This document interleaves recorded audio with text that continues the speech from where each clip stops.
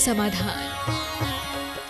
जिनवाली channel एवं प्रामाणिक app के माध्यम से अब शंका समाधान को देख सुन रहे तथा अपनी शंकाओं का समाधान प्राप्त कर रहे तथा यहाँ प्रत्यक्ष में उपस्थित समस्त सुधी श्रावक श्राविकाओं का सिद्ध क्षेत्र सिद्धवरकोट कमेटी और प्रबंधकारिणी की तरफ से हार्दिक अभिनंदन स्वागत करते हैं। शंका समाधान प्रारंभ करने के पहले शंका समाधानकर्ता के नाम से विश्वविख्यात प्रज्ञा श्रवण प्रखर वक्ता गुणायतन प्रणेता परम पूज्य 108 मुनि श्री प्रमाण सागर जी के श्री चरणों में हम सब की तरफ से 3 बार नमोस्तु निवेदन कर आशीर्वाद प्राप्त करेंगे। नमोस्तु गुरुवर, नमोस्तु गुरुवर, नमोस्तु गुरुवर। आइए प्रारंभ करते हैं। शंकाएं आपकी और आगमोक्त सटीक समाधान पूज्य मुनि श्री प्रमाण सागर जी के श्रीमुख से। आमंत्रित हैं प्रथम शंकाकर्ता के रूप में श्री सुनील जी बिलाला, प्रांतीय अध्यक्ष गुणायतन मालवा प्रांत इंदौर, और तैयार रहेंगे श्री मुकेश जी पाटोदी, गुणायतन ट्रस्टी इंदौर। नमस्ते महाराज जी। चील की ऊंची उड़ान देखकर चिड़िया कभी डिप्रेशन में नहीं आती, वो अपने अस्तित्व में मस्त रहती है, मगर इंसान की ऊंची उड़ान देखकर बहुत जल्दी चिंता एवं ईर्ष्या में आ जाते हैं। मेरी जिज्ञासा यह है कि इंसान की ऐसी मनोवृत्ति क्यों है एवं इसे कैसे बदला जाए। देखिए, बहुत ही अच्छी बात आपने पूछी। चील की ऊंची उड़ान को देखकर चिड़िया के मन में किसी भी प्रकार की हताशा नहीं होती। चिड़िया कभी भी डिप्रेशन में नहीं आती। लेकिन मनुष्य है जो अपने से आगे बढ़ने वालों को देखकर या तो उसमें हीनता आती है या ईर्ष्या। आपने पूछा है मनुष्य की ऐसी मनोदशा क्यों है। वो चिड़िया में ऐसा नहीं होता, मनुष्य में क्यों होता। चिड़िया में और मनुष्य में यही अंतर है। चिड़िया अपने में रमती है, वो आगे बढ़ती है। जो दूसरों को देखेगा उनको हमेशा दिक्कत होगी। अपने से आगे बढ़ने वाले को देखकर हम प्रेरणा भी पा सकते हैं, तो ईर्ष्या या हीनता की अनुभूति भी कर सकते हैं। हमसे कोई आगे बढ़े, हमें चाहिए कि हम उससे अच्छी प्रेरणा लें। चिड़िया को अपनी क्षमता का पता रहता है। वो जानती है कि मेरे पर छोटे हैं तो मैं जितनी उड़ रही हूँ वो भी मेरे लिए कम नहीं है। चील के पर ज़्यादा बड़े हैं, वो ज़्यादा ऊंचाई पर उड़ रहा है, पर मेरा प्रयोजन तो मेरी उड़ान से पूरा हो रहा है। चाहे आसमान की ऊंचाई पर भी क्यों न उड़े, अंततः चील को आना तो ज़मीन पर ही पड़ता है। इस बात को कभी कोई ना भूले। हम अपने जीवन में चाहे कितनी भी ऊंचाई क्यों न छुए, ज़मीन से तो हमें जुड़े ही रहना पड़ेगा। चिड़िया इस चीज़ को समझती है, इसलिए उसे कोई दिक्कत नहीं होती। वो अपनी क्षमता का भरपूर उपयोग करती है और अपने सर्वश्रेष्ठ लगाकर सर्वश्रेष्ठ पाती है। मैं आप लोगों से भी ये कहूँगा, अपने से आगे बढ़ने वाले को देख करके मन में हीनता मत लाओ। पहली बात तो अपने अंदर सकारात्मक प्रेरणा जगाओ ताकि तुम अपना सर्वश्रेष्ठ पा सको। और दूसरी बात, हमेशा ये ध्यान रखो कि मेरा प्रयोजन पूरा हो रहा है, वो मेरे लिए पर्याप्त है। कोई कितनी भी उड़ान क्यों ना उड़े, अंततः आना सबको जमीन पर ही है। नमस्ते श्री मुकेश जी पाटोदी, ट्रस्टी गुणायतन इंदौर, और तैयार रहेंगे श्रीमती रीतिका जी काशलीवाल, जयपुर। हेलो, नमोस्तु महाराज श्री। नमोस्तु महाराज श्री। महाराज जी, आप इतनी भीषण गर्मी में विहार करते हुए कहाँ से कहाँ आए महाराज जी। उसके बाद आप इस भीषण गर्मी में इतने बड़े तापमान में आप यहाँ रह रहे हैं महाराज जी, और हम लोग एसी में रहते हैं, एसी घर, एसी ऑफिस, एसी गाड़ी, इतनी अनुकूलताओं में महाराज जी हम लोग प्रतिकूल रहते हैं, और आप इतनी प्रतिकूलताओं में भी आप इतने अनुकूल रहते हैं। तो महाराज जी, इस प्रश्न का समाधान कीजिए महाराज जी। कुछ दिन हमारे पास रह लो, समाधान मिल जाए। समझ गए। जब तक एसी से अटैच हो ना, तब तक तुम्हें एसी अनुकूल लगती है, और तुम लोग एयर कंडीशन में रहते हो। समझ गए क्या अंतर है बताऊं। तुम एयर कंडीशन में रहते हो, हम फेयर कंडीशन में रहते हैं। एयर कंडीशन फेल हो सकता है, फेयर कंडीशन फेल नहीं होता। तो बस मैं यही कहूँगा, खूब एयर कंडीशन में रह लिए, फेयर कंडीशन में रहने का अभ्यास बनाओ, तुम्हारी कंडीशन बदल जाएगी। श्रीमती रीतिका जी काशलीवाल, जयपुर, और तैयार रहेंगे श्री टीना जी पाटोदी, इंदौर। मेरा प्रश्न यह है कि अच्छे बुरे कर्म तो हमारे शरीर करते हैं, बट फिर कर्म हमारे आत्मा से क्यों जुड़ जाते हैं? बहुत अच्छी बात है। अच्छे बुरे कर्म शरीर करते हैं, ये आरोप हमने शरीर पर क्यों लगा दिया? किसने कहा कर्म शरीर करता है? ये प्रश्न किसने पूछा है, आपने या आपके शरीर ने? पूछा तो हमने। हाँ, हमने। तो ये अच्छा कर्म है या बुरा कर्म? अच्छा। तो आपने किया या शरीर ने? हमने। आप बट किस? आत्मा तो पवित्र। सुनो सुनो, वो हम कौन है? आत्मा। बोलो बोलो बोलो। आत्मा। आ गया? कभी किसी को गाली देने का मन हुआ? दिया ही होगा। बोलो, वो गाली कौन देता है? हम। आत्मा। समझ में आ गया? अब कौन ने किया अच्छा बुरा कर्म? बोलो बोलो, किसने किया अच्छा बुरा कर्म? शरीर ने कि हमने? घबराओ नहीं, कंफ्यूज मत हो। हाँ, आत्मा ने किया। आप सवाल क्या है बोलो। चलो अब मैं स्पष्ट करता हूँ। ये तो बात मैंने विनोद में आप सबको स्पष्ट करने के इरादे से बोला है। कुछ लोग ये कहते हैं कि सब क्रिया शरीर की है, आत्मा का उससे कोई संबंध नहीं, ये एकांत है।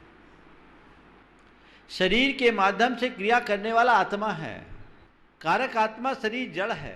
हाँ, ये जो भी क्रिया है वो हमारी आत्मा का स्वभाव नहीं, विभाव है, जो कर्म के उदयजन्य संस्कार से प्रेरित होकर करता है।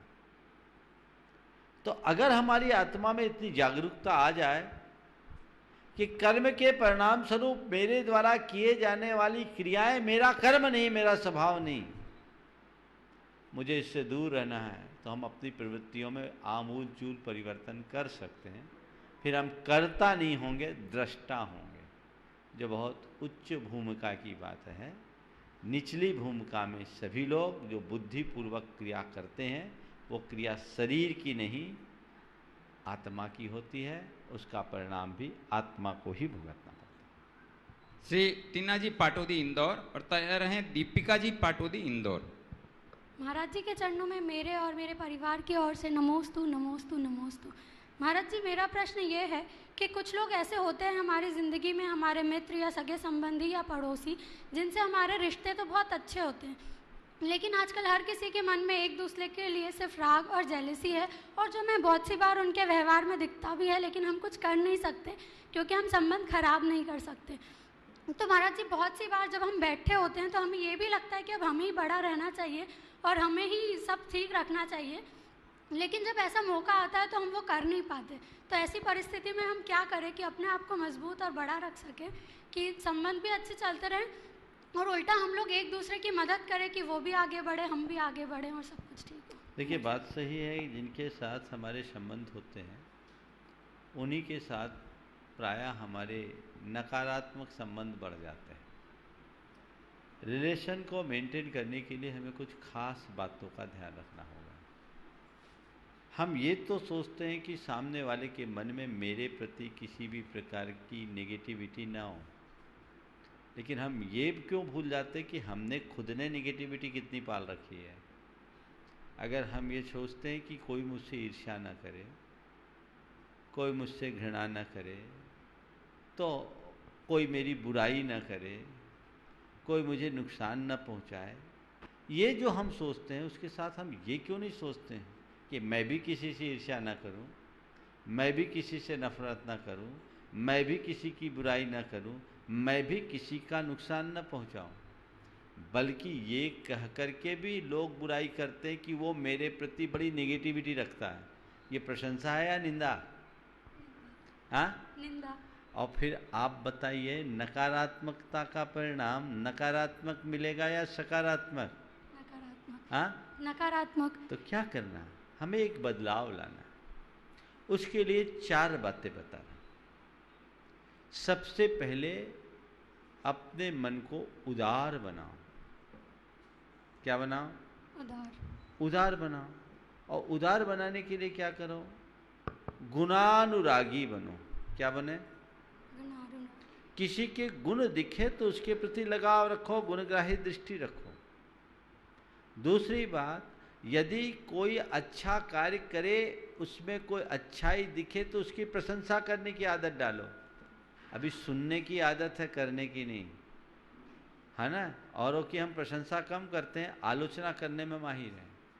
तो पहले तो गुणग्रहण करने का भाव रखें, दूसरी बात प्रशंसा करने की आदत रखें, तीसरी बात यदि कोई अच्छा कार्य हमारे लिए करता है, थोड़ा भी सहयोग है, तो उसे हम धन्यवाद ज्ञापन करना शुरू करें।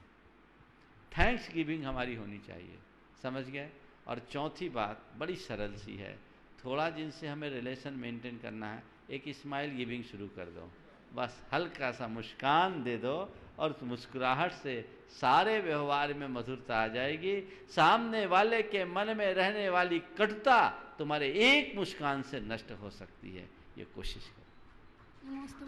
श्री दीपिका जी पाटोदी इंदौर, और तैयार रहेंगे प्रोफेसर यश जी सेठी बड़वानी। पूरे परिवार की तरफ से नमोस्तु महाराज श्री। अगर हम कुछ उचित काम करना चाहते हैं और उसके लिए हम बड़ों से ज़िद करते हैं और अगर उनकी बात हम नहीं मानते, तो उस ज़िद में हमें उस टाइम में हमें क्या उचित करना चाहिए, शंका का समाधान। देखिए, बात सही है कि कोई ज़रूरी नहीं कि छोटे जो बातें कहते हैं वो गलत ही हो, कई बार बहुत अच्छी बातें होती हैं और हम चाहते हैं कि वो हमारा हो, और अपनी बात को बड़ों के सामने रखने में कोई बुराई नहीं है, रखना चाहिए, अधिकार पूर्वक रखना चाहिए, लेकिन भाषा अनुरोध की होनी चाहिए, आदेश की नहीं। पहली बात, रिक्वेस्ट की भाषा हो, ऑर्डर की नहीं। मुझे ये करना है, मैं करना चाहता हूँ, दोनों में कितना अंतर आ गया। मेरे लिए काम कराओ और मेरे लिए कार्य हो जाए तो बहुत अच्छा है, कितना अंतर है। बच्चे प्रायः क्या करते हैं, रिक्वेस्ट तो आजकल जानते ही नहीं है, या तो रिजिड होंगे या ऑर्डर देंगे, दोनों चीज़ें ठीक नहीं है। तो पहली बात, अनुरोध की भाषा, निवेदन की भाषा का प्रयोग करें, और हमारे अनुरोध के बाद सामने वाला अगर उसे स्वीकार ले तो अच्छी बात है, स्वीकार न करे तो एक बार दो बार विनयपूर्वक कहे, और यदि ऐसा नहीं होता तो थोड़ा अपनी सोच को बदले, उसमें सकारात्मकता लाएं और ये सोचें कि हो सकता है जिसे मैं अच्छा समझ रहा हूँ या समझ रही हूँ वो मेरी दृष्टि में अच्छी हो, उनकी दृष्टि में अच्छी ना हो, शायद इसके परिणाम कुछ खराब ना निकल जाए, इसलिए उनने जो मुझे मना किया है मेरे भले के लिए किया है, चलो जो है सो अच्छा है। यदि ऐसी सोच आप बना लेंगे तो कभी भी मन में हीनता की भावना नहीं आएगी और बड़ों के प्रति मन में आक्रोश उत्पन्न नहीं होगा, मन शांत होगा। और बड़ों के पुरानी बातों को साथ में याद करो कि मैंने जब कोई बात कही तो मेरी बातें मानी कितनी गई। बच्चे प्राय यही करने लगते हैं कि 10 में से 8 बातें मान ली गई, उसका तो वो उन्हें कोई फर्क नहीं पड़ता, और 1 या 2 बातें नहीं मानते तो उसको लेकर वो अपना दिमाग खराब कर लेते हैं। तो ये देखना चाहिए कि जो मेरी 8 बातों को या 9 बातों को स्वीकार कर रहे तो 10वें को भी स्वीकार सकते हैं। हो सकता है वो हमारी बात से पूरी तरह कन्विंस ना हो या उनका अपना कोई दृष्टिकोण होगा।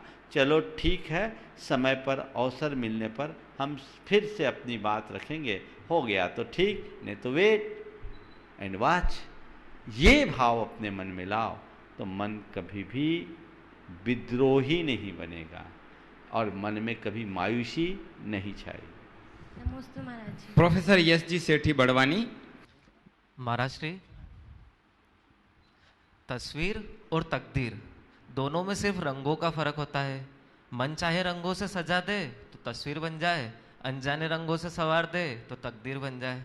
महाराज श्री, आचार्य श्री जैसी तस्वीर कैसे बने कि लोगों की तकदीर बदल जाए, और आप जैसी तकदीर कैसे बने कि जीवन आधा आचार्य श्री की तस्वीर के साथ निकल जाए। क्या बात है। आचार्य श्री जैसी तस्वीर कैसे बनाए कि लोगों की तकदीर बन जाए, तकदीर बदल जाए, और आप जैसी तकदीर कैसे बनाए कि आधा जीवन आचार्य श्री की तस्वीर के साथ निकल जाए। बहुत सुंदर बात है। देखिए, आचार्य श्री जैसी तस्वीर बनाने की जो पहली बात आपने की है, वस्तुतः हमेशा एक बात का ध्यान रखना चाहिए, जब भी हम कोई चित्र बनाते हैं तो चित्र कैसे बनता है, चित्र कैसे बनता है, माइंड में लेते ठीक है, पेंसिल ले लिया, स्केच करना शुरू कर दिया, चित्र बन जाता है क्या? हाँ, कल्पना भी है, कल्पना मात्र से चित्र नहीं। चित्र तब बनता है जब खींचे जाने वाली हर रेखा में एक लय होता है, एक अनुशासन होता है। सलीके से रेखाएं खींची जाती है तो तस्वीर उभरती है, चित्र बनता है।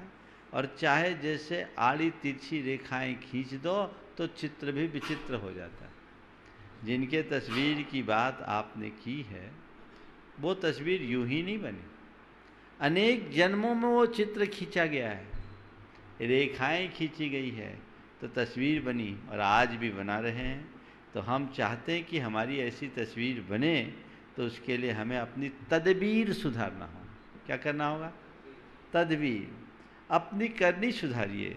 अगर हमने इस तरीके से जीवन जीने का अभ्यास बना लिया तो तय मान करके चलना, हमारा जो चित्र उभरेगा वो सारे जगत में आदर्श बन जाएगा।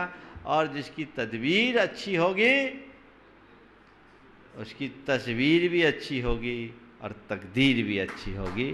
इसलिए हमें चाहिए कि हम अपनी तदबीर पर ध्यान दें। बाल ब्रह्मचारी अभय भैया जी। परम पूज्य मुनिवर के श्री चरणों में त्रिवार नमन। इंदौर नगर में परम पूज्य मुनिवर प्रशांत सागर जी, मुनिवर निर्वेक सागर जी और मुनिवर विश्व सागर जी महाराज हैं, उनकी ओर से बारंबार आपके श्री चरणों में नमन। मुनिवर, मेरा प्रश्न है, हम लोग आश्रम में रहते हैं, समाज के बीच में रहते हैं और गृहस्थ अपनी समस्याओं को लेकर आते हैं, जीवन में उनके उतार चढ़ाव आते हैं। उन उतार चढ़ाव में उनकी जो समस्याएं हैं, कैसे हम उनकी समस्याओं का समाधान करें जिससे वो व्यवस्थित धर्म ध्यान कर सकें? देखिए, जीवन में उतार चढ़ाव तो सभी को आता है। अगर कोई समस्या लेकर के आए तो सबसे पहले हम उन्हें ऐसा तात्विक समाधान दें मोटिवेशन के माध्यम से कि वो समस्या को समस्या गिनना ही भूल जाए, अपने आप समाधान मिल जाएगा। हम उन्हें वो मार्गदर्शन दें जिससे वो समस्याओं से ऊपर उठ सके। जिन्हें वो समस्या मान रखा है वो समस्या जैसी न दिखे, सारा बोझ उनका हल्का हो जाएगा। तत्व ज्ञान इसमें सबसे ज़्यादा सहायक। महाराज श्री कुछ ऑनलाइन शंकाएं ले रहा हूँ। श्री डॉक्टर संजीव प्रचंडिया अलीगढ़, सूत्रधार गुणायतन। आज व्यक्ति तप, त्याग, धर्म आराधना ये सभी कुछ नरक के दुख से बचने व स्वर्ग के सुखों को पाने के लिए करता है, जबकि ये साधना कर्म निजरा कर अरहंत बनने के लिए होना चाहिए। दरअसल धर्म आराधना आत्मशुद्धि का मार्ग है और जो शुद्ध होता है वही अंततः सिद्ध और बुद्ध हो जाता है। कृपया वस्तु स्थिति से अवगत कराइए। बिल्कुल यथार्थ है। धर्माराधन का लक्ष्य है स्वर्ग पाना या नरक से बचना नहीं है। सच्चे अर्थों में तो जीवन को स्वर्ग बनाना होना चाहिए। वस्तुतः अभी कुछ दिन पहले ही मैंने अपने प्रवचन में कहा था, शायद सनावत में कहा था, कि हमारे धर्म का प्रयोजन मुक्ति नहीं है, सिद्धि नहीं है। धर्म का प्रयोजन शुद्धि है। हम धर्म पुण्य पाने के लिए नहीं करते, हम धर्म पाप गलाने के लिए नहीं करते, हम धर्म स्वर्ग जाने के लिए नहीं करते, हम धर्म सच्चे अर्थों में देखें तो आज मुक्ति पाने के लिए भी नहीं करते। हम धर्म करते हैं, हमारे धर्म का मूल प्रयोजन है अपने जीवन को सुधारना, अपने जीवन को संवारना। जीवन में पुण्य कमाने के लिए धर्म करने वाले बहुत हैं, पर जीवन को पुण्य बनाने के लिए धर्म करने वाले बहुत विरल हैं। तो हम पुण्य कमाने के लिए धर्म करने की जगह पुण्य बनाने के लिए धर्म करें। कर्म काटने के लिए, पाप काटने के लिए धर्म करने की जगह पाप त्यागने के लिए धर्म करें, हमारा जीवनोद्धार हो जाएगा। महर्षि रिद्धि जी जैन किशनगंज बिहार से पूछ रहे हैं, नमोस्तु गुरुदेव। गुरुदेव, हमारे जैन धर्म में हमें बताया गया है किसी भी जानवर को भी अपनी माँ व परिवार से अलग करके अपने घर में न पालना चाहिए, जैसे कि कुत्ता, पक्षी आदि। तो गुरुदेव, एक लड़की को उसके परिवार से अलग करके दूसरे के घर ले जाते हैं, तो ये कहाँ का न्याय है? क्या ये पाप नहीं है? नमोस्तु गुरुदेव। देखो, बहुत सूक्ष्मता में चलेगी। सबसे पहले तो जानवर और लड़की में बहुत अंतर है, उसे समझना चाहिए। जानवर को पराधीन बना करके जकड़ा जाता है और यहाँ एक लड़की को विवाह की रस्म से पानी ग्रहण संस्कार पूर्वक विदा किया जाता है।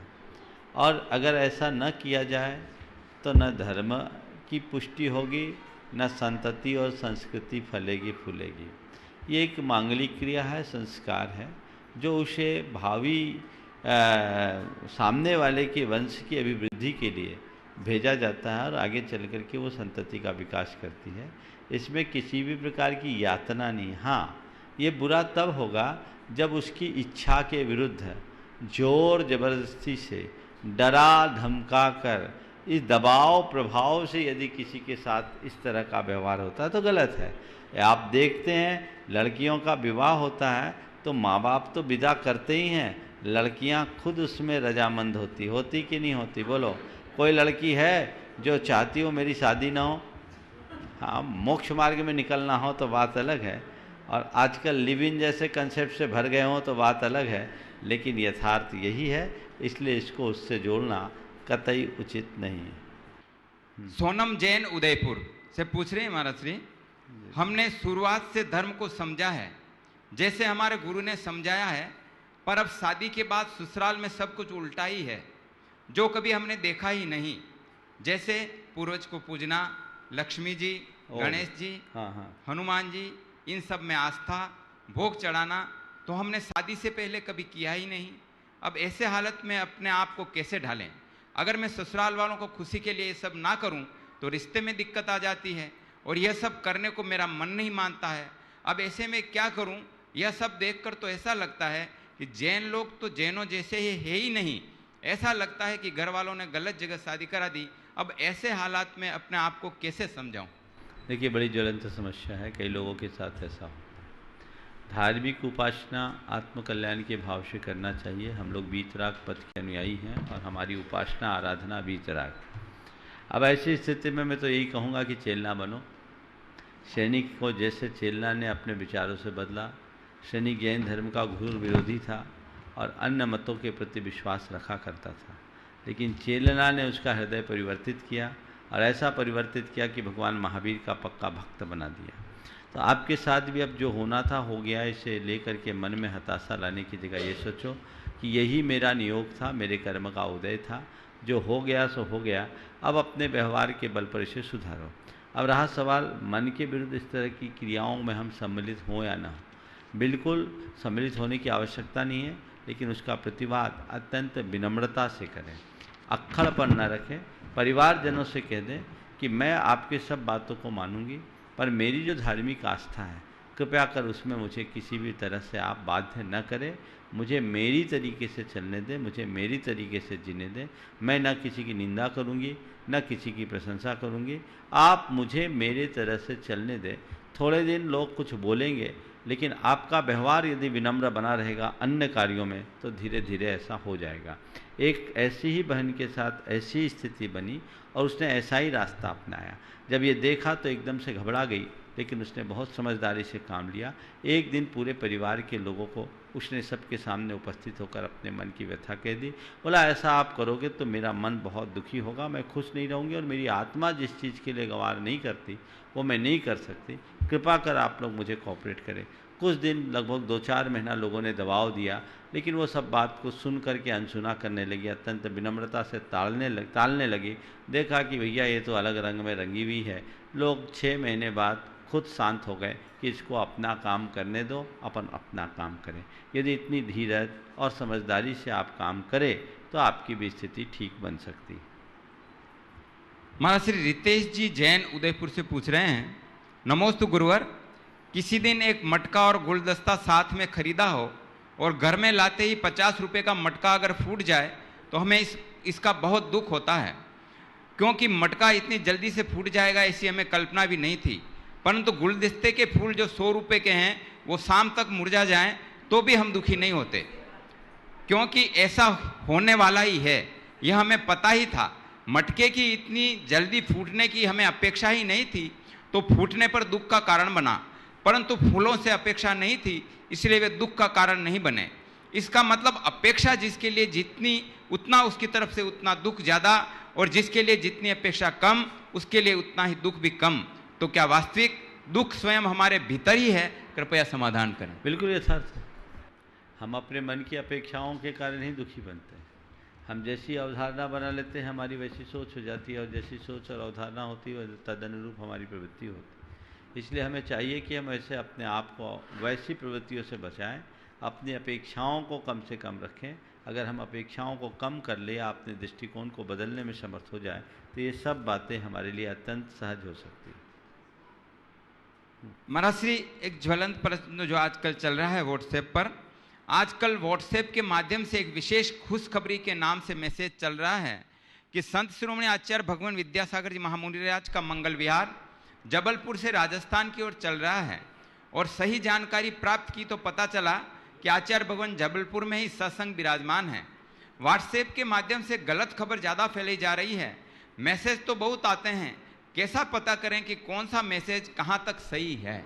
मैं तो बोल रहा हूँ व्हाट्सएप में सही खबर आती कितनी है, तो देखो लोगों के दिमाग में फितूर बना रहता है और पता नहीं लोग कहाँ से समय निकालते हैं और इस तरह की बातें फैलाते रहते हैं।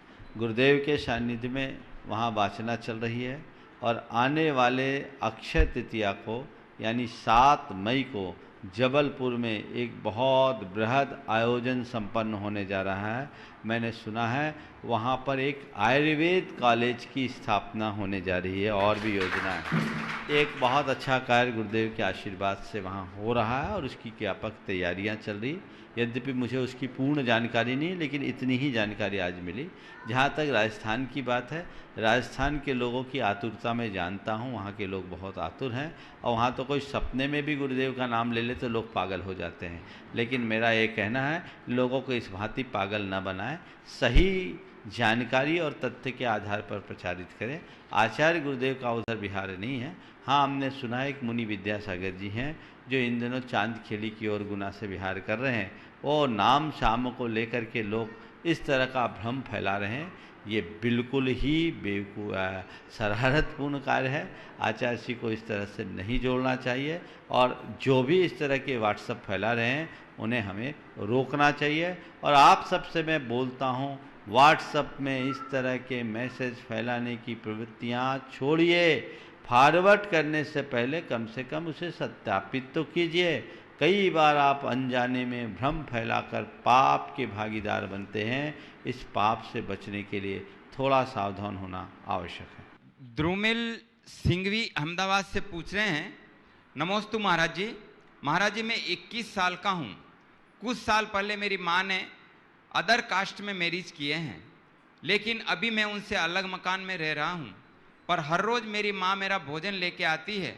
तो महाराज जी, मेरी जिज्ञासा यह है कि क्या अभिषेक, पूजन, आहार दान मेरे से किया जा सकता है? तो मेरी शंका का समाधान कीजिए। देखिए, जहाँ है वहाँ की समाज से इसके विषय में बात कीजिए। महाराज श्री, प्रत्यक्ष उपस्थित श्रावक श्राविकाओं को आमंत्रित कर रहा हूँ। सर्वप्रथम श्री अतुल जी, शीतल जी, निहाल, वंदना जी लाधानी, शिरोमणि समक्ष गुणायतन, और तैयार रहेंगे श्री सुधा जी, विजय जी काला, महामंत्री सिद्धवरकूट ट्रस्ट। नमस्ते भगवान, नमस्ते भगवान, नमस्ते भगवान।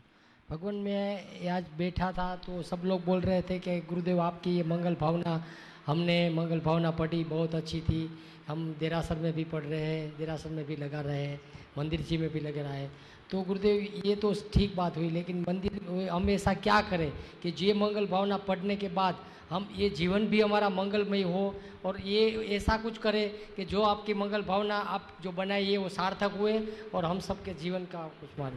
देखिए, बात सही है। मंगल भावना पढ़ना और मंगल भावना गढ़ना, इनमें बहुत अंतर है। मंगल भावना पढ़ना बहुत सरल है, कोई भी पढ़ सकता है, लेकिन उसे गढ़ना है। हम इस भावना को बार बार दोहराएं और ये प्रयास करें कि ये मेरी अंतरंग की भावना बन जाए। जिस दिन ऐसी मंगल भावना हमारी अपने मन की बन जाएगी तो जीवन में कभी अमंगल नहीं होगा, बल्कि हम जहाँ रहेंगे सबका मंगल होगा। तो इन भावनाओं को बार बार दोहराने की जरूरत है। गुरुदेव, एक विनंती है, ये लोग हमारे जैन धर्म बार बार अलग अलग वाड़ों में विचलित है। कोई श्वेतांबर, तीर्थम, ये सब एक तो नहीं हो सकते आपके मुताबिक, पर लेकिन एक आप कुछ ऐसी भावना बनाओ कि जो ये लोग मन में है कि मैं जैन हूँ, वो पढ़ने के बाद उनको ये सब अपने श्वेतांबर दिगंबर भूल के भी वो ये समझ ले कि मैं जैन हूँ, तो वो ये अपनी एकता के लिए बहुत करते हैं। बहुत ही अच्छी बात आपने की। मैंने कई बार इस विषय में कहा भी कि हम दिगंबर श्वेतांबर 13 पंथी स्थानकवासी 20 पंथी 13 पंथी जो हैं, ये सब अपने मंदिर, पूजा स्थल और उपाश्रय के भीतर है, बाहर हम सब जैन हैं। ये सोच सबके अंदर होनी चाहिए, और वो सोच हम लेंगे तभी हम अपने आप को आगे बढ़ा पाएंगे, समाज को सुरक्षित रख पाएंगे। जैन समाज बड़ी प्रबुद्ध समाज है, बुद्धिजीवी समाज है। उनके अंदर अगर इस तरह के संदेश फैल जाए तो आज हमारी समाज भारत में अपनी एक अलग पहचान बना सकती है, बनाई भी तो है, स्थापित हो सकती है। तो हमें वो करने की कोशिश करनी चाहिए। मंगल भावना के बजाय ऐसी एक भावना बनाइए। यह मंगल भावना में सब समाहित है। चलो निहाल लाधानी। गुरुदेव के चरणों में मेरा बारंबार नमोस्तु नमोस्तु नमोस्तु।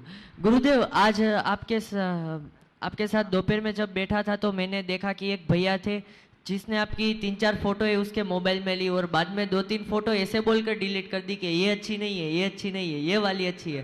तो गुरुदेव, उसको क्या कोई दोष लगेगा? ये बेकाम का काम है, क्या बोलूं, दोस्त लगता है।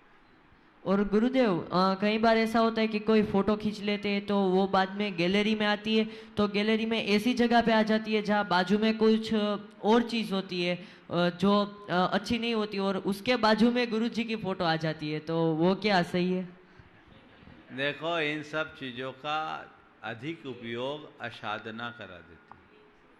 सावधानी तो रखनी ही चाहिए। यदि इस तरह के फोटोग्राफ्स या और कोई धार्मिक प्रतीक रखते तो उनकी गैलरी अलग होनी चाहिए, उनकी फाइल अलग होनी चाहिए, यथासंभव सावधानी रखनी चाहिए। नमस्ते। श्रीमती सुधा जी विजय जी काला, महामंत्री सिद्धवरकूट ट्रस्ट, और तैयार रहेंगे श्री वीरेंद्र कुमार जी जैन, पुणे महाराष्ट्र।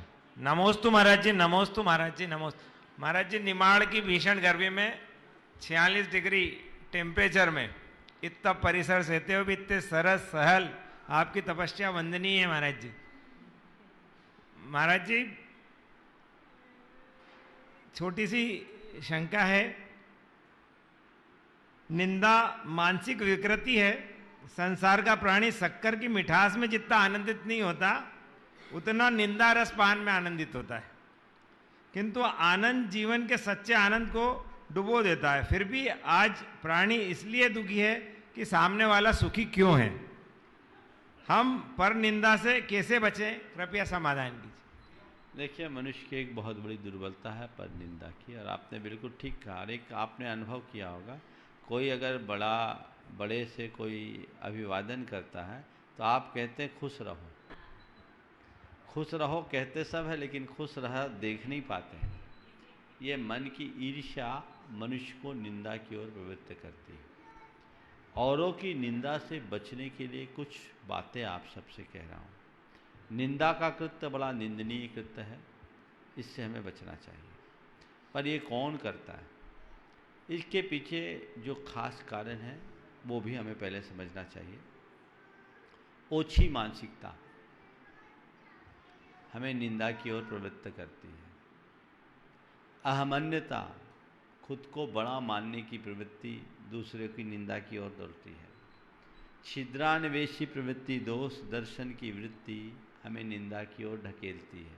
हम उनकी तरफ देख लेते हैं, और नकारात्मकता जिसके अंदर ज़्यादा होती है वो भी निंदा की ओर बढ़ते हैं। अगर हम औरों की निंदा से बचना चाहते हैं तो गुणग्राही दृष्टि रखें, प्रशंसा करने की आदत डालें। किसी की भी अच्छाई हो तो उसकी तुरंत प्रशंसा करें। कोई भी गुण दिखे तो उनके प्रति हम गुणों को ध्यान में रखें। तीसरी बात, हम अपनी लाइन को लंबी करने की कोशिश करें, दूसरे की लाइन को काटने में अपनी शक्ति न लगाएं, और हमेशा सकारात्मक सोचें, तो हम निंदा जैसे दोष से अपने आप को बचा सकते हैं। नमोस्तु। नमोस्तु महाराज जी, नमोस्तु महाराज जी, नमोस्तु महाराज जी। महाराज जी, मीठी मुस्कान, तीखी प्रतिक्रिया और नमकीन आंसू, इन तीनों से बनी रेसिपी कैसी होगी, कृपया मार्गदर्शन कीजिए।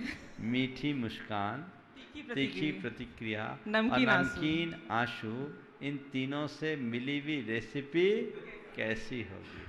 बड़ी स्वादिष्ट और लजीज होगी। समझ गए? अगर मीठी आंसू, इसमें थोड़ा समझना है।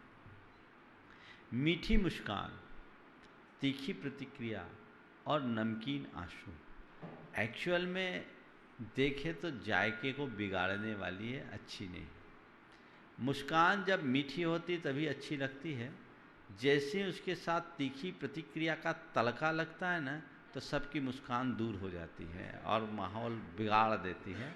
इसलिए जब भी मुस्कान करें तो बस मीठी मुस्कान रखें, उस समय तीखी प्रतिक्रिया का तड़का उसमें न लगाएं, क्योंकि जैसी मुस्कान में आपने तीखी प्रतिक्रिया का तड़का लगाया तो लोगों की आंखों में आंसू आना शुरू हो जाएंगे और वो नमकीन आंसू बना करके सारा जायका बिगाड़ देंगे।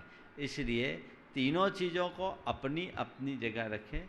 मीठी मुस्कान हमेशा रखें, तीखी प्रतिक्रियाओं से यथासंभव बचे क्योंकि वो हमें बहुत तल्ख बना देती है, और नमकीन आंसू बहुत अच्छी चीज़ नहीं है, हर किसी को गमगीन बना देती है।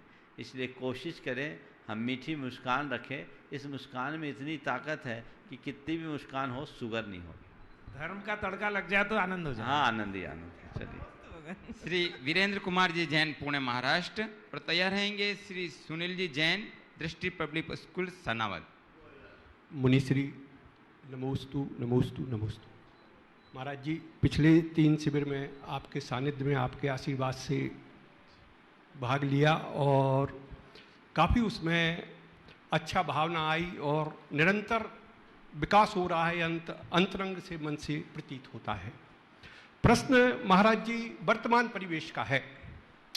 लोकसभा के चुनाव हो रहे हैं, बड़े बड़े राष्ट्रीय राजनीतिक दल, लेकिन किसी राजनीतिक दल ने हमारे किसी जैन समाज के इतने समृद्ध, शिक्षित, इतने टैक्स पेई को टिकट नहीं दिया। तो ये हमारी समाज इस दिशा में क्या करे कि हमारा भी उस जगह प्रतिनिधित्व रहे जहां होना चाहिए। महाराज जी प्रश्न देखिए, ये सवाल कई बार आया है और हम लोगों में एक बड़ी कमी है। ये सारी चर्चाएं तभी करते जब चुनाव सिर पर आता है। जब चुनाव का दौर गुजर जाता है तो सब लंबी तान के सो जाते हैं या अपने अपने कामों में लग जाते हैं। ये एक बहुत बड़ी सोचनीय बात है कि इतनी समृद्ध और समर्थ समाज की राजनीतिक दलों के द्वारा इतनी उपेक्षा, ये कतई उचित नहीं है। हालांकि मालूम पड़ा है कि इंदौर में एक भाई को एक पार्टी ने टिकट दिए ना। हाँ, कौन से दल ने दिया? कि कांग्रेस पार्टी ने दिया। चलिए, एक तो आया, लेकिन ये भी संतोष करने की बात नहीं है। जैन समाज को जागरूक होना चाहिए और तय करना चाहिए। और जहाँ पर भी इस तरह की बातें हैं, कई जगह हम पार्टियों को कोसते हैं, अपनी ताकत दिखाकर निर्दलीय खड़े क्यों नहीं हो जाते? जैन समाज अगर निर्दलीय खड़े हो और अपनी ताकत दिखा दे कि हमारी ताकत कितनी, हमें आप कमतर आंकते, उसका परिणाम क्या है?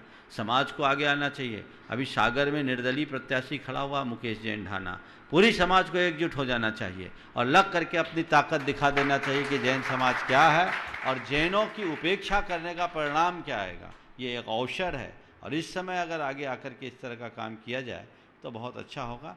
हमारी जैन समाज ने कभी भी समाज की बात नहीं की। जैन समाज हमेशा राष्ट्र और राष्ट्रीयता से जुड़ी हुई बात की है। न भाषा की बात की जैनों ने, न जाति की बात की जैनों ने, न प्रांत की बात की जैनों ने। जैन समाज एक ऐसी समाज है जिसने हमेशा केवल और केवल राष्ट्र की बात की है। ऐसी राष्ट्रवादी समाज की उपेक्षा समाज को बर्दाश्त नहीं करना चाहिए। एक समय था जब लोकसभा में, पहली लोकसभा में 48 सांसद गए थे, ऐसा बताते हैं, और आज एक को भी टिकट नहीं देना, ये बहुत ही चिंतनीय है। समाज को जागना चाहिए। अब तो खैर ये लोकसभा हो गया, लेकिन अभी भी जो आगे आ रहे हैं उनको जिताने का प्रयास समाज को पूरी ताकत से करना चाहिए और इस बात का एहसास करा देना चाहिए कि हम कहीं कम नहीं हैं और आने वाले दौर में भी समाज को इसमें अपनी पूरी ताकत दिखाना चाहिए। सब भेदभाव भूलकर एक होने की कोशिश करनी चाहिए। एक बार अगर समाज ने अपनी ताकत दिखा दी तो आने वाले समय में ये लोग कभी समाज को कम आंकने की भूल नहीं करेंगे। श्री सुनील जी जैन, डीपीएस सनावद, और तैयार रहेंगे वारिस जी जैन, मोनू, सनावद। नमोस्तु गुरुवर, नमोस्तु नमोस्तु नमोस्तु। गुरुवर, 3 शब्द आते हैं, आकर्षण, श्रद्धा और समर्पण।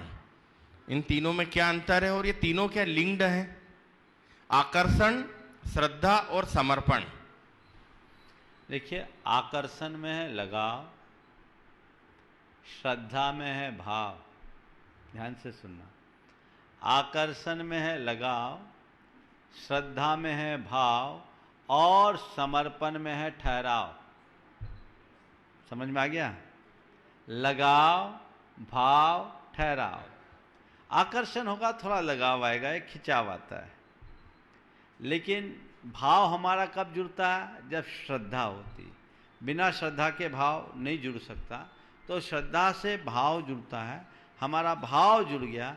लेकिन भाव जुड़ने के बाद जब तक उसमें ठहराव ना आए तब तक समर्पण नहीं। तो समर्पण पराकाष्ठा है, आकर्षण से शुरुआत है और समर्पण में उसकी पूर्णता। वारिस जी जैन मनु सनावत और तैयार हैं पूनम जी जैन गुणायतन ट्रस्टी जमशेदपुर। मुनिवर के चरणों में त्रिकाल लक्ष्य दीति। मुनिवर, एक प्रश्न हमारे आता है, शब्द आता है भव्य और अभव्य जैन आगम में, और दो तरह के जीव बताएं, भव्य जीव और अभव्य जीव। और कहते हैं, सुना है मैंने कि अभव्य जीव 9वें ग्रह तक चल जाता है, मुनि भी धारण कर लेता है। तो हम ये कैसा गुरुदेव पता लगाएं कि भव्य जीव कौन है और अभव्य कौन है, और हम किस कैटेगरी में अपने आप को माने? देखिए, भव्य और अभव्य की पहचान हमें आपको नहीं हो सकती, ये दिव्य ज्ञानियों के ज्ञान का विषय है। बस इसकी परिभाषा ये है कि जो मोक्ष जाने के अधिकारी हैं वो भव्य हैं, और जिनके अंदर मुक्ति को प्राप्त करने की योग्यता नहीं है वे सब अभव्य हैं। हम क्या हैं? हम तो अपने आप को भव्य मानते हैं, और जो होगा वो भगवान जानते हैं। समझ गए? पूनम जी लक्ष्य दीति, उनके सुपुत्र और सुपुत्री गुणायतन ट्रस्टी जमशेदपुर। और तैयार रहेंगे सुश्री अग्रणी जैन NHDC सिद्धवरपुर। नमोस्तु गुरुदेव, मेरा प्रश्न ये है कि हमारे समाज में अनेक कर्मठ लोग होते हैं, लेकिन हमारे जो विजय भैया है वो इतने कर्मठ आदमी हैं, हमेशा अपने काम के प्रति समर्पित रहते हैं और कभी भी प्रशंसा के भाव अपने किसी से प्रशंसा के भाव अपने मन में कभी नहीं रखते।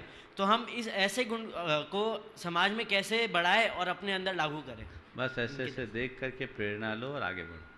हाँ, चलो। सुश्री अग्रणी जैन अभी 3 नाम लिया आपने, एक हुआ। हाँ, नमोस्तु महाराज जी, मेरा प्रश्न ये है कि जितना कठिन संघर्ष होगा जीत उतनी शानदार होगी। फिर से बोलो। जितना कठिन संघर्ष होगा जीत उतनी शानदार होगी।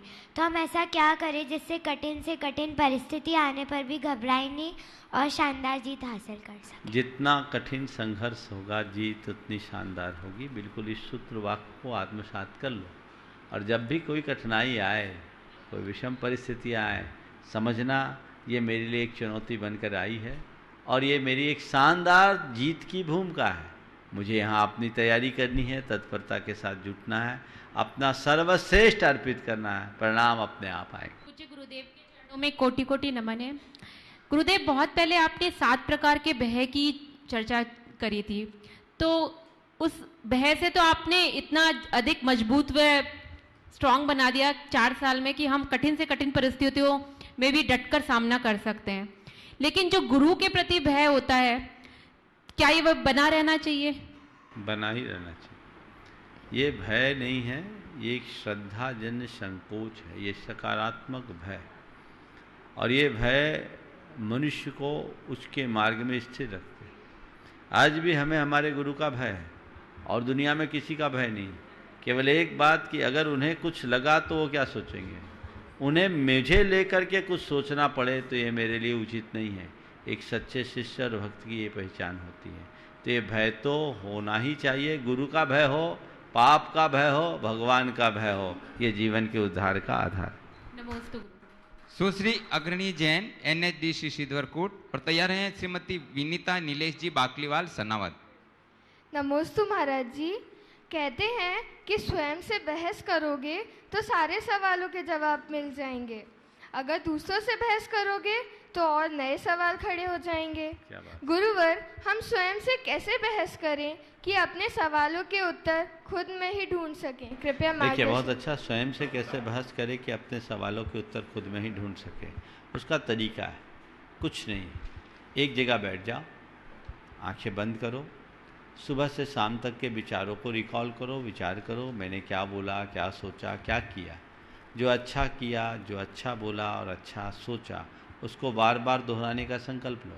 और जो भी मैंने गलत किया है, जहाँ मुझसे कमियां रही, जो मेरी त्रुटिपूर्ण स्थिति रही, उनकी अपने मन में निंदा करो, ये उसके प्रति गिल्ट फील करो कि ये मैंने गलत किया है और ये मुझे नहीं करना चाहिए। आगे आने वाले समय में मैं इसका ध्यान रखूँगी, अब मैं कभी ऐसी प्रवृत्ति नहीं करूँगी, मुझे क्षमा करें, मैं ऐसा काम अब कभी नहीं करूँगी। ऐसी भावना अगर तुम्हारे मन में उत्तरोत्तर आने लगे तो सब बदल जाए। श्रीमती विनीता जी नीलेश जी बाकलीवाल सनावत। और तैयार है श्रीमती सुनीता जी गंगवाल मन्नावर। गुरुदेव, नमोस्तु गुरुदेव, नमोस्तु गुरुदेव। महाराज जी, जैसे गुलाब का फूल कांटों के बीच रहकर भी हर सुबह खुशबू के साथ गुलशन को महका देता है, वैसे ही हम अपने जीवन की सुबह का स्वागत कैसे करें कि दुर्गुण हमारे सभी खत्म हो जाएं और ज़िंदगी इतनी सरल हो जाए कि आने वाला समय सफलता के कदम चूमे। देखिए, सुबह उठते ही हम सबसे पहले अपने जीवन का स्वागत करें, अपने मन को अहोभाव से भरें, मन में आनंद हो, आँख खोले न तो सबसे ज़्यादा प्रसन्नता का भाव होना चाहिए। कभी अनुभव किया, मैं जब उठता हूँ ना उस घड़ी में मेरे मन में हार्दिक प्रसन्नता होती है। मुझसे लोग बोलते हैं महाराज आप दिन भर खुश कैसे रहते हैं। मैं एक राज बता रहा हूँ, यद्यपि पहले भी बताया। मैं जब सुबह उठता हूँ तो उस घड़ी में खूब प्रसन्न होता हूँ, अंदर ही अंदर बड़ी प्रसन्नता आती है। क्यों प्रसन्नता आती है? कि मैं कितना भाग्यशाली हूँ कि आज मुझे जीवन का एक नया दिन देखने का सौभाग्य मिला है। प्रकृति ने कितना बड़ा उपहार दिया है मुझे। आपको कभी ऐसा फील हुआ? सुबह उठते हैं आंखें मीड़ते रहते हैं, दिन भर वही चलता है, धुंधाते हुए जीते हैं। 2 पैसे की गिफ्ट देने, 2 रुपये की गिफ्ट देने वाले को आप धन्यवाद देते हो। प्रकृति ने तुम्हें इतना बड़ा गिफ्ट दिया, कभी प्रकृति के प्रति कृतज्ञता का भाव तुम्हारे मन में आया? जीवन का अमूल्य लाभ तुम्हें मिला, तुम्हारे मन में उसका कोई हर्ष प्रकट हुआ? अगर रात सोए सोए चले जाओ तो मैं उस घड़ी अपने आप को खूब प्रसन्नता से भरता हूँ और मन ही मन प्रार्थना करता हूँ कि हे प्रभु, आज मुझे जीवन का एक दिन मिला है, अच्छा दिन मिला।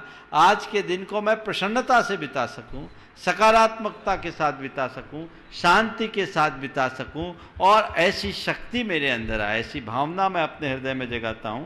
और वो भावनाएं जब जग जाती है तो उसका परिणाम ये है कि दिन भर हम सहज बने रहते हैं। तो अपने जीवन में सहजता, सरलता और प्रसन्नता को बनाए रखना चाहते हैं, सुबह उठते ही ऐसी कामना करो, प्रार्थना करो, पूरा दिन अच्छा। श्रीमती सुनीता जी गंगवाल मनावर और तैयार हैं श्रीमती मीना गजेंद्र जी बाकलीवाल सनावद। हे गुरुदेव, नमोस्तु नमोस्तु नमोस्तु। महाराज जी, इंसान में मैं और मेरापन आ जाता है या उसका भाव कर जाता है तो रिश्ते को खो देता है या खत्म कर देता है। लेकिन स्व और पर का भेद जानकर हम कैसे जिए कि जीवन जीने का लक्ष्य सफल हो जाए, कृपया समाधान कीजिए। स्व पर का भेद जानकर कैसे जिए कि जीवन जीने का लक्ष्य सफल हो जाए। पहली बात तो हम पहले स्व पर का भेद तो करें। जब तक हम स्वपर के भेद को जानेंगे नहीं, पहचानेंगे नहीं, तो आगे क्या कर सकेंगे। तो हमारी कोशिश होनी चाहिए कि हम स्वपर का भेद जानें। जैसे ही मनुष्य स्वपर के भेद के विज्ञान को प्राप्त कर लेता है, उसकी कर्ता बुद्धि खत्म हो जाती है, उसकी प्रवृत्ति में अपने आप सहजता आ जाती है। श्रीमती मीना गजेंद्र जी बाकलीवाल सनावद और तैयार रहेंगे श्री नेमीचंद जी शशि जी जैन फरीदाबाद ट्रस्टी गुणायतन। गुरुवर नमोस्तु नमोस्तु नमोस्तु। कहा जाता है कि उम्र को हराना हो तो शोक जिंदा रखिए, घुटने चले या ना चले मन उड़ता परिंदा रखिए। तो मनुष्य को ऐसे कौन से शौक रखे जिससे कि वह उम्र को हरा सके? उम्र को हराने के लिए शौक जिंदा रखे, बिल्कुल ठीक है। तो आपने पूछा ऐसा कौन सा शौक रखे कि जिंदा उम्र को जिंदा रख सके, उम्र को हरा सके। एक ही शौक है, बताऊं? स्वावलंबी बने रहने, अपना काम अपने हाथ से करने का शौक पाल लो, आखिरी तक बूढ़े नहीं हो। समझ गए? मन को हमेशा जिंदा दिली से भर लो, आखिरी तक बूढ़े नहीं होंगे। ये प्रवृत्तियां अगर अपनाएंगे तो परिणाम अपने आप अच्छे आएंगे। नेमीचंद जी शशि जी जैन फरीदाबाद ट्रस्टी गुणायतन। तैयार हैं श्रीमती संपत जैन उदयपुर। महाराज जी, तत्वार्थ सूत्र में जीव और पुद्गल के बारे में पूरी तरह से विवरण दिया हुआ है और सारी व्याख्या बहुत अच्छी तरह से समझाई गई है। और वहाँ पर यह भी है कि एक एनर्जी पुद्गल की दूसरी पुद्गल एनर्जी को मतलब प्रभावित कर देती है और एक दूसरे को ट्रांसफ़र कर देती है, जैसे साइंस भी कहती है। तो मेरा प्रश्न ये है महाराज जी, जैसे ध्वनि की है, साउंड एनर्जी है, जो भी है, लेकिन जब आत्मा में अनंत शक्ति है और जब आत्मा अपनी एक पर्याय को छोड़ के दूसरी पर्याय में जाती है तो तेजस और कार्बन शरीर ही रहता है और वो अति सूक्ष्म है, तो वो आत्मा को कैसे मतलब दूसरे स्थान पे पहुंचा देता है? उसमें देखिए, आत्मा गति करती है शरीर के माध्यम से। तेजस और कार्बन शरीर मूर्त है, वो उसे गति कराता है। आत्मा तो स्वाभाविक गति से ऊर्ध्व लोक जाता है। लेकिन जब हम एक जन्म स्थान से दूसरे जन्म स्थान में जाते हैं, उस घड़ी में हमारे लिए ये तेजस कार्बन शरीर, मूल रूप से कार्बन शरीर हमारे लिए मददगार बनता है, जो मूर्त है उसके बल पर हमें आता है। तो महाराज जी, जो कार्बन शरीर तो सूक्ष्म है और आत्मा में अनंत शक्ति है। सूक्ष्म है, देखिए भौतिक शक्ति और आत्मिक शक्ति में बड़ा अंतर है। वो गमन कर्म के संस्कार वश होता, आत्मा के वश से नहीं। आत्मा अपनी शक्ति से सिद्धालय जाती। नमस्ते महाराज। श्रीमती संपत देवी जैन उदयपुर, और तैयार हैं श्रीमती सरोज जी जैन NHDC सिद्धवरकूट। पूज्यवर गुरुदेव के चरणों में नमोस्तु। बोलिए। पूज्यवर गुरुदेव के चरणों में नमस्ते। महाराज श्री, कीचड़ को धोने के लिए पानी की आवश्यकता होती है, पानी को धोने के लिए आवश्यकता किसी की नहीं होती है। वैसे ही पाप को धोने के लिए पुण्य की आवश्यकता होती है, पर पुण्य को धोने के लिए किसकी आवश्यकता होती है क्या? और इसे संसार का कारण बताए, और गुण स्थानों में पुण्य बढ़ता है या कम होता है? जो लोग पुण्य को संसार का कारण बोलते हैं, उनने सही तरीके से समझा नहीं। वस्तुतः कई बार मैंने इस पर विस्तार से चर्चा की, आज संक्षेप में कहूँगा।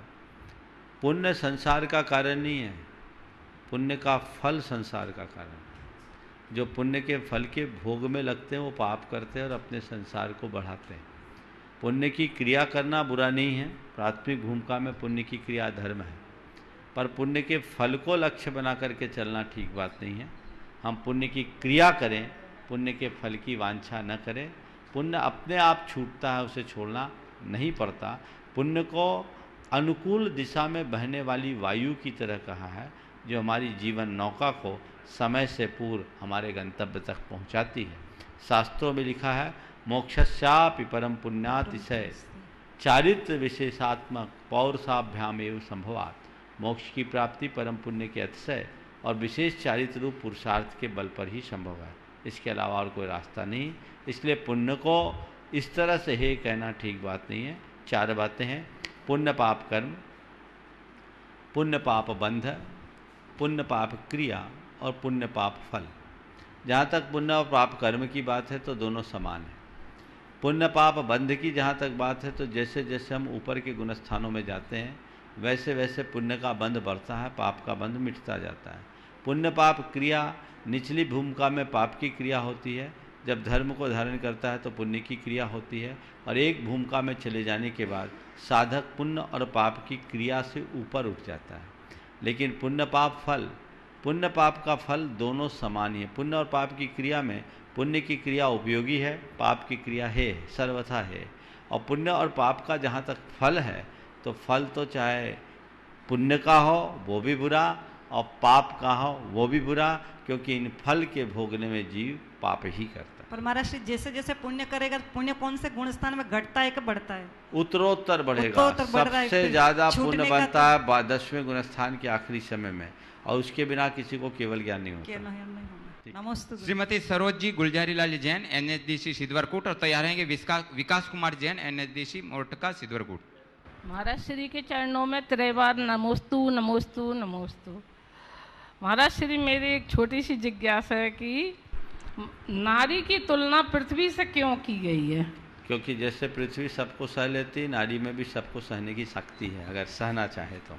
हाँ। गुरुवर के चरणों में मेरा और मेरे पूरे परिवार का नमोस्तु नमोस्तु नमोस्तु। गुरुवर, मेरा प्रश्न है कि हमारे जैसे गृहस्थ जीवन जी रहे, यानी जीविकोपार्जन के उपायों और पारिवारिक जिम्मेदारियों के में व्यस्त किसी व्यक्ति का अपने धर्म के प्रति नज़रिया और दैनिक व्यवहार किस तरह का होना चाहिए कि दोनों के प्रति सामंजस्य बना रहे?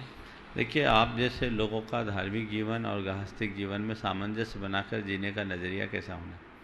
सबसे पहला काम तो यह है कि धर्म करो जितना अच्छी बात है, अधर्म ना करो ये सुनिश्चित करो। मेरे द्वारा कोई अधर्म नहीं होना चाहिए, यही सबसे बड़ा धर्म है। और रहा सवाल अपने लौकिक पारमार्थिक दोनों जीवन में तालमेल कैसे बनाए गृहस्थिक जीवन के साथ, तो घर गृहस्थी का जो काम है वो करें। अपने समय को व्यर्थ बर्बाद करने से बचें और समय की बर्बादी से अपने आप को बचाकर जितना बन सके हम धर्म ध्यान कर लें। हमारा समय इधर, जिनके पास समय कम है वे चाहें तो अपने धर्म ध्यान का तरीका बदल दें। हम मंदिर में रोज़ नहीं आ सकते तो कम से कम जब वक्त मिले नमोकार तो जप ही सकते हैं, पाठ तो कर ही सकते हैं। इधर उधर से अपने समय को बचाकर यदि हम धर्म ध्यान में लगते हैं तो उसके परिणाम आएंगे। हाँ महाराज श्री, एक ऑनलाइन प्रश्न है आज सुबह संध्या प्रदीप जी भदौरा, उपाध्यक्ष गुरुनाथन टिकमगढ़ आपके प्रवचन में उपस्थित हैं। उन्हीं प्रवचन में से आप प्रश्न है महाराज श्री गुरुदेव, आप आज के प्रवचन में आपने 4 बातें कही थी। मन की शुद्धि के लिए निषेध, नियम, नियंत्रण और शुद्धि। उपरोक्त बातों को वाणी द्वारा तो नियंत्रित कर लेते हैं, लेकिन कुछ बातें ऐसी होती है जो मन से नहीं निकलती, उन्हें मन से निकालने के लिए क्या प्रयास किया जाए? नियमित भावना योग कीजिए, मन की शुद्धि होगी। प्रतिक्रमण के माध्यम से आप जब रोज अपने मन को साफ करने का उद्यम करेंगे, एक दिन पाएंगे कि आपके मन की सारी कलुषता और कलमस्ता दूर हो गई, आपका चित्त निर्मल हो गया, पवित्र हो गया, आपके मन की सारी गांठें खुल गई है, दुर्बलताएं दूर हो गई और उससे जीवन का उत्कर्ष होगा।